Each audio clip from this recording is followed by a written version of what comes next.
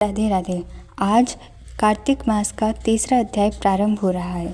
श्री कृष्ण भगवान के चरणों में शीश झुकाओ, श्रद्धा भाव से पूजो, हरि मनवांछित फल पाओ।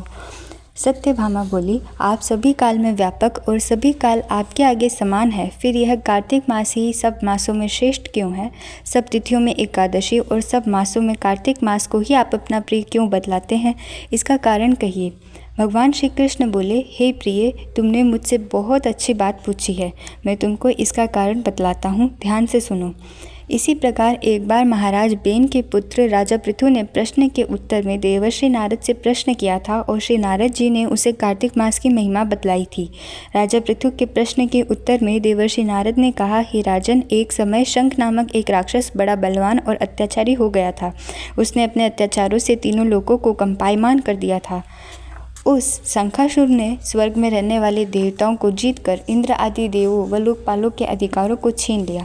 उससे डरकर सभी देवता सुमेरु पर्वत की गुफाओं में कुटुंबियों के साथ बहुत दिनों तक छिपे रहे थे। वे बाद में सुमेरु पर्वत की गुफाओं में निश्चिंत होकर रहने लगे।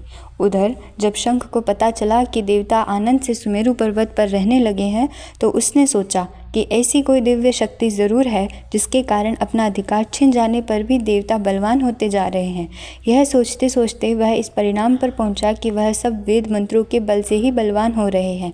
अगर इनसे वेद छीन लिए जाए तो ये अपने आप ही निर्बल हो जाएंगे। देवर्षि नारद बोले, ऐसा सोचकर शंखासुर भगवान विष्णु को सोते हुए देखकर सत्यलोक में वेद चुराने के लिए पहुंचा। उसको आता देखकर भगवान विष्णु ने उसकी नीयत जानकर उसके डर के कारण बीज मंत्रों के साथ समुद्र के जल में छिप गए। शंख भी वेद मंत्रों तथा बीज मंत्रों को ढूंढता हुआ समुद्र में प्रविष्ट हो गया, लेकिन न तो उसको वेद मंत्र मिले और न ही बीज मंत्र। जब शंख समुद्र से निराश होकर वापस लौटा तो उस समय श्री ब्रह्मा जी पूजा की सामग्री लेकर सब देवताओं के साथ विष्णु भगवान की शरण में पहुंचे और भगवान को गहरी नींद से जगाने के लिए गाने बजाने लगे और धूप गंध आदि से बार बार उनका पूजन करने लगे।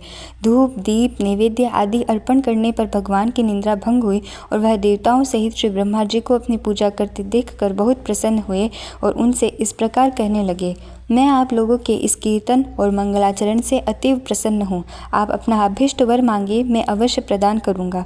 जो मनुष्य अश्विन शुक्ल एकादशी से देवोत्थनी एकादशी तक ब्रह्म मुहूर्त में उठकर मेरी अर्चना करेंगे, इसी तरह मेरे प्रसन्न होने के कारण सुख को प्राप्त करेंगे।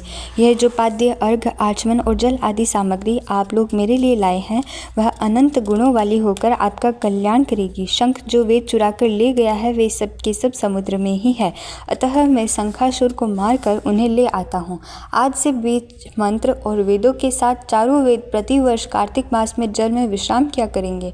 अब मैं मत्स्य का रूप धारण करके समुद्र में जाता हूँ और आप लोग भी ऋषि महर्षियों के साथ मेरे साथ चलें। जो कार्तिक मास में प्रहर रात्रि पहले स्नान करते हैं, वे निश्चय ही अक्षय फल को पाते हैं। वह अज्ञात में अमृत स्नान का फल प्राप्त करते हैं। हे देवेंद्र, जो कार्तिक मास में व्रत करते हैं, उन्हें सब प्रकार से धन पुत्र पुत्री आदि देते रहना और उन्हें सब आपत्तियों से बचाते रहना। हे धनपति कुबेर, मेरी आज्ञा अनुसार तुम उनका धन धान्य बढ़ाते रहना, क्योंकि इस प्रकार का आचरण करने वाला प्राणी मेरा रूप धारण करके जीवन मुक्त हो जाता है। जन्म से लेकर मरण पर्यंत जिसने विधि पूर्वक यह उत्तम व्रत कर लिया है, वह आप लोगों का भी पूजनीय है। आप लोगों ने मुझे कार्तिक शुक्ल एकादशी तिथि को जगाया है, इसीलिए यह एकादशी मान्य है और मुझको बड़ी प्रिय है। हे देवताओं, यह दोनों व्रत नियम पूर्वक करने से प्राणी मेरे समीप पहुँचते हैं। इन व्रतों के करने से जो फल मिलता है, वह अन्य व्रतों से नहीं मिलता। इसीलिए हर मनुष्य को सुखी और निरोग रहने के लिए कार्तिक महात्म्य और एकादशी का कथा सुनते हुए उपयुक्त नियमों का पालन करना चाहिए। मास तीसरा अध्याय संपूर्ण हुआ। राधे राधे।